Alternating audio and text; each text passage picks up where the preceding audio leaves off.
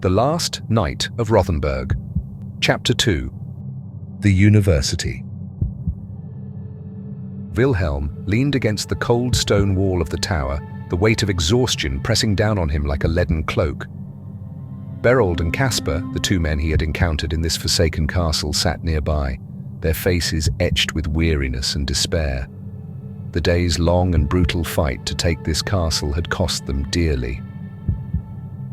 "We lost 5 men today," Berold began, his voice heavy with grief. "We were a large company once, but now..." His words trailed off, and he stared into the flickering light of the lantern, as if trying to find some semblance of hope in its weak glow. Wilhelm listened, feeling a strange kinship with these two strangers. They were survivors like him, clinging to life in a world that seemed intent on erasing them. "I'm Wilhelm," he said finally, breaking the silence. "Tell me more about your journey."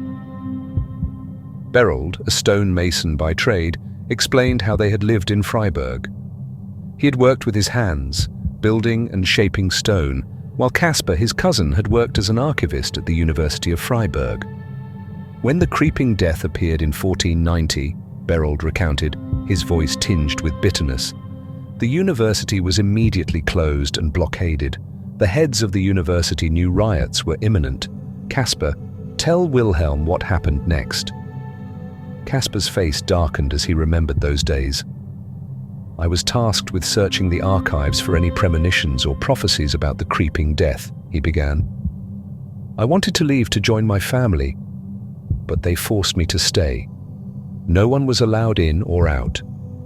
I was guarded during the day, and my quarters were locked at night. They thought I would try to escape, and they were right. The rations dwindled, and the water became fouler each day. I knew I had to leave or die within those walls."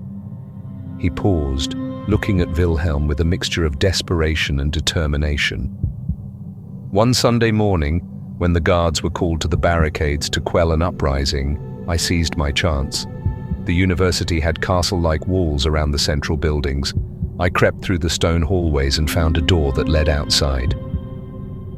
Casper's voice grew softer, almost reverent. "It was the first time I had seen the outside world in weeks. I looked down from the landing, 20 feet above the ground.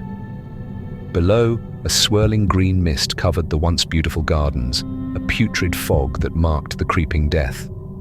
The screams and chaos at the gates only strengthened my resolve. I returned to the archives driven by a sense of duty. I scoured the records day and night, barely sleeping. After 3 days I found something, an account submitted to the university 20 years earlier. It spoke of an unknown town in the Swiss mountains, where citizens had dreams of a dark wind covering the earth. They saw themselves building soil towers to prepare for the wind of death. Some disregarded the dream, but others took it seriously. Casper pulled a weathered paper from his pack and showed it to Wilhelm. "This is all it said. No official signature, no indication of its credibility. But it was something. The university was about to fall, and I had no idea if my family was alive. I had to take a chance." Wilhelm nodded, feeling the weight of Casper's words. "So you escaped?" "Yes," Casper replied. "That night, as the cries of pain and battle echoed through the halls, I got dressed and covered myself in dark sheets. When the silence returned, I slipped out. Bodies lay scattered, their flesh putrefied by the creeping death. I crept silently out of the gates and made my way through the mostly empty city of Freiburg to my family's estate." Berold took over the narrative. "I found him there, at the estate. The city was falling apart. We gathered what we could and set off. We knew we had to find this town in the Swiss mountains. If there was even a chance that the soil towers existed, it was worth the journey."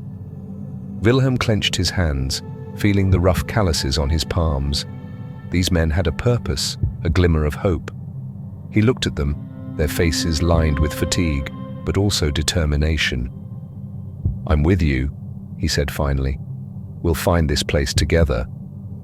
Berold and Casper nodded, their resolve matching his own. They spent the rest of the night discussing their plans, sharing what little food they had, and taking turns keeping watch.